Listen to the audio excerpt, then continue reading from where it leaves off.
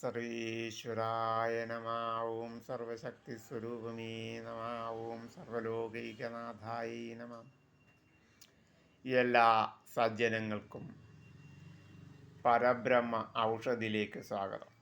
ഇന്ന് നമ്മൾ പറയുന്നത് എന്തെന്ന് വെച്ച് കഴിഞ്ഞാൽ, ഇന്ന് കർക്കടക ഔഷധ കഞ്ഞിക്കൂട്ട് എന്നിവയെക്കുറിച്ചാണ് ഇന്ന് നമ്മൾ പറയുന്നത്.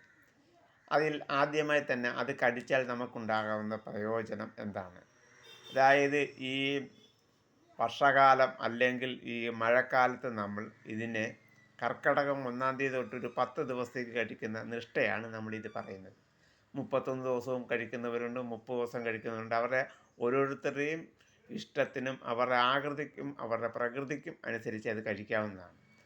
ഇത് കഴിച്ചു കഴിഞ്ഞാൽ ഉണ്ടാകുന്ന ഗുണങ്ങളെക്കുറിച്ച് നമുക്ക് ആദ്യം പറയാം. അതായത് ഇത് കഴിച്ചു കഴിഞ്ഞാൽ നമുക്ക് ആദ്യമായിട്ട് ഇതിന് കഴിക്കുമ്പോൾ നമ്മുടെ ശരീരത്തിലെ ആദ്യം ഒന്ന് ഉദരം ശുദ്ധിയാക്കണം. അതിന് കോഷ്ഠശുദ്ധി എന്നാണ് പറയുന്നത്. അതായത് നന്നായിട്ട് വയറിളക്കിയതിന് ശേഷം നമ്മൾ വൈകുന്നേരം കിടക്കാൻ നേരത്ത് വൈകിട്ട് മാത്രം ഒരു നേരമായിട്ട് ഈ ഔഷധക്കഞ്ഞി ഉണ്ടാക്കി നമ്മൾ കഴിക്കുക. അങ്ങനെ കഴിക്കാൻ ആദ്യമായി ഇതാണ് ഞവര അരി എന്ന് പറയുന്നത്. ഈ ഞവര അരി ഒരു പിടി ഒരാളെടുക്കണം. ഒരാൾക്കുള്ള കണക്കാണ് ഞാൻ പറയുന്നത്. ആൾക്കാർ എത്ര ഉണ്ടോ അതനുസരിച്ച് എടുത്തോണം. അങ്ങനെ ഒരു പിടി അരി എടുത്തതിന് ശേഷം അതിലേക്ക് 1 സ്പൂൺ ഉലുവായി എടുത്തിടണം. ഇതിട്ടിട്ട് അതിനാവശ്യത്തിനുള്ള വെള്ളം വെച്ച് തീ കത്തിച്ചതിന് ശേഷം ഒരുവിധം കഞ്ഞിയായി വരുമ്പോൾ ഇതാണ് ഔഷധക്കൂട്ടെന്ന് പറയുന്നത്.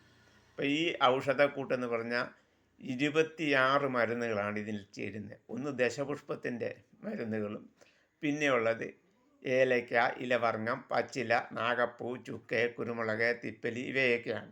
ഇവയും ചേർത്തതിന് ശേഷം ഇതൊരു സ്പൂണ് അത് കഞ്ഞി വെച്ച് ഇറക്കിയതിന് ശേഷം വേണം ഇടാൻ. ആവശ്യത്തിനുള്ള തേങ്ങയും അതിൽ ചിരകിയിടാം. അതിന് ശേഷം ഇതാണ് പാൽക്കായ എന്ന് പറയുന്നത്. ഇതിൽ നിന്നും ഒരു നുള്ളു പാൽക്കായം എടുത്തിടുക. 1 സ്പൂണ് തേനും ചേർത്ത് നന്നായിട്ട് ഇളക്കി ഉപയോഗിക്കുകയെങ്കിൽ 1 പ്ലേറ്റോളം വരും.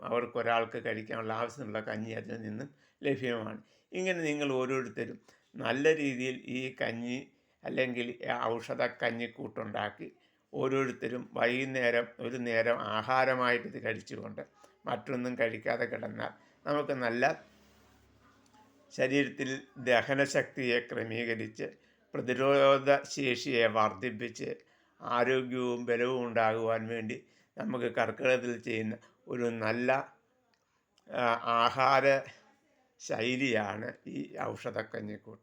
ഇതെല്ലാവരും നിങ്ങൾ സ്വന്തമായി ഉണ്ടാക്കി കഴിക്കുമാറാകണം എന്ന് പറഞ്ഞുകൊണ്ട് ഞാൻ നിർത്തുന്നു. എല്ലാവർക്കും ഒരു നല്ല ദിവസത്തെ പ്രദാനം ചെയ്തുകൊണ്ട് നിർത്തുന്നു. നന്ദി, നമസ്കാരം.